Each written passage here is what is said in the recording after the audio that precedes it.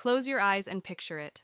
Dawn breaking over Windsor Great Park, mist lifting off the lawns, and a 300-year-old mansion stirring as workmen whisper instructions, and security teams trace new lines in the gravel. Forest Lodge, Grade 2 listed, chandelier lit, serene, and very much alive again. And then the whisper that set royal circles humming. 2 neighboring cottages suddenly emptied, families quietly asked to move on.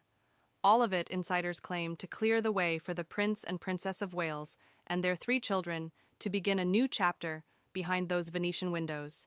A fresh start or a bold line drawn around the future king's home.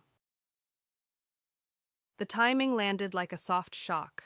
For 3 deliberately low-key years, William and Catherine made Adelaide Cottage their sanctuary, a 4-bedroom jewel, modest by Windsor standards, but perfect for a family intent on keeping childhoods normal. School runs to Lambrook, bikes on the gravel, a quick walk to the castle when duty called. It was the anti-palace, deliberately so. And yet, the tide always turns in Windsor. Children grow, roles harden, health scares refocus priorities. Suddenly, enough for now no longer feels like enough forever. Kew Forest Lodge, 8 bedrooms, a ballroom hung with light, a sweep of lawns stitched into the great park's vast green. Tennis courts where a certain 10-year-old with a competitive backhand can play without peering lenses. Rooms that breathe, corridors that carry laughter, and space, finally, unapologetically, space, for a modern royal household that works, studies, heals, and leads under the same roof. One well-connected whisper put it bluntly. If the Waleses are truly building there forever, this is the house that can hold it. And yet, every new perimeter draws a shadow.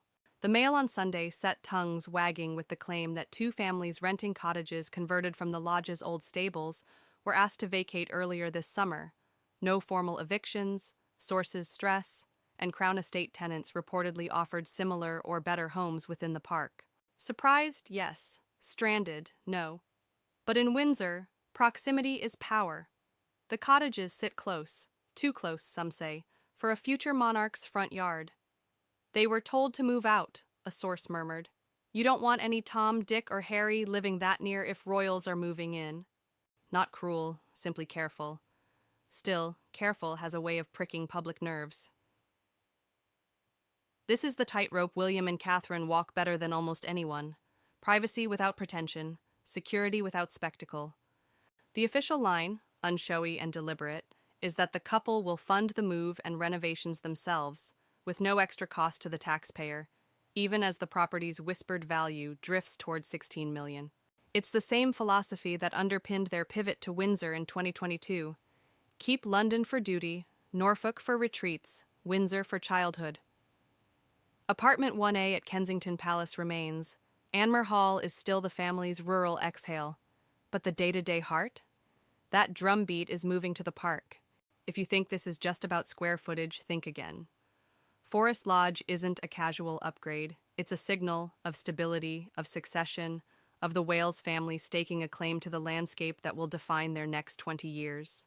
Adelaide Cottage was perfect for the hiding in plain sight years. Forest Lodge is what you choose when later stops being hypothetical. George is 12, Charlotte 10, Louis 7.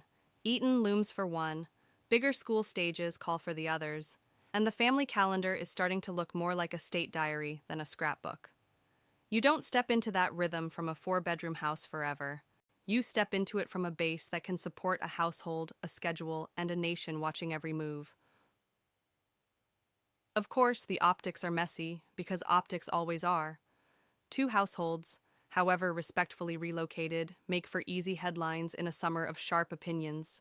But there's context the calm voices keep repeating. Crown Estate homes are Crown Estate homes.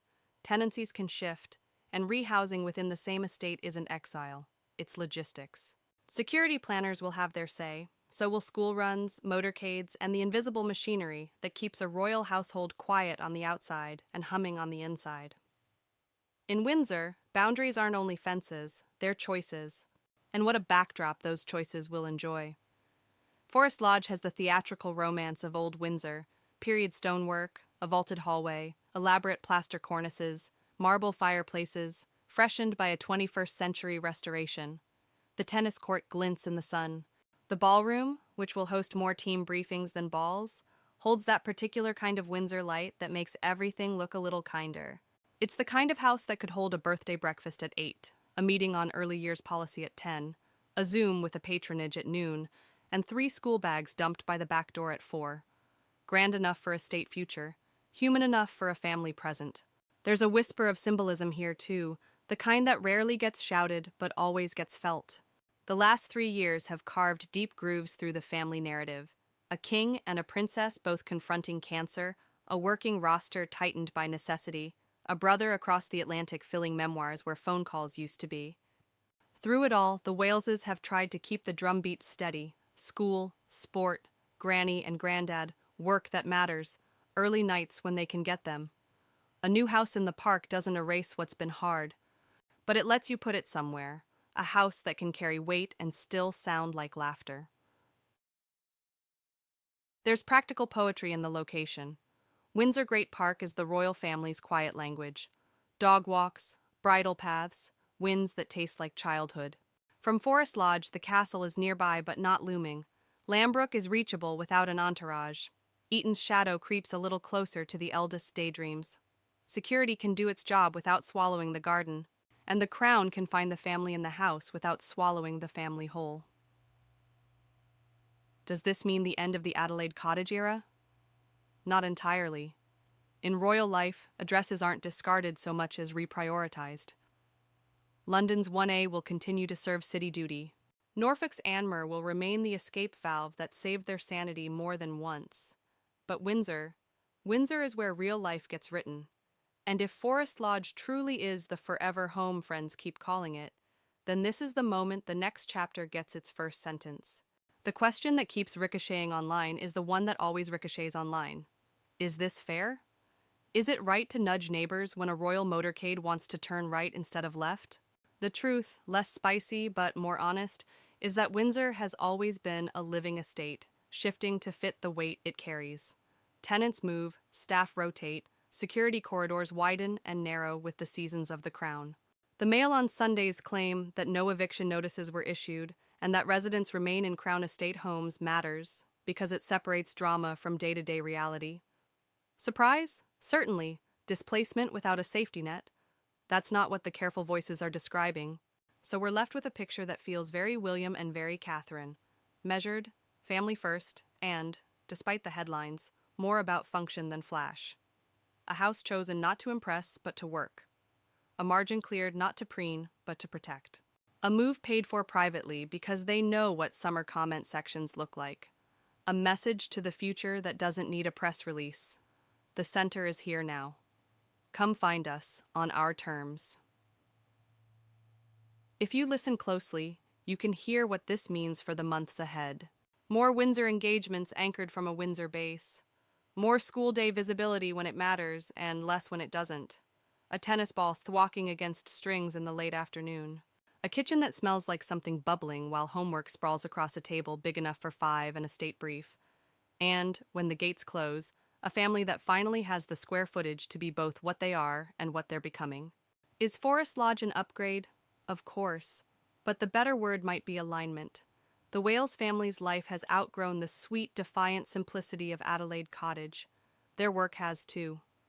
You don't get to choose the role. You do get to choose the room you play it from. This feels like that choice. What do you think? Sensible move for security and family life? Or a step too far in a summer already prickly with opinion? Drop your take below. And if you live for these deep dives into the quiet moves that say everything about the next era of the crown, stay with us.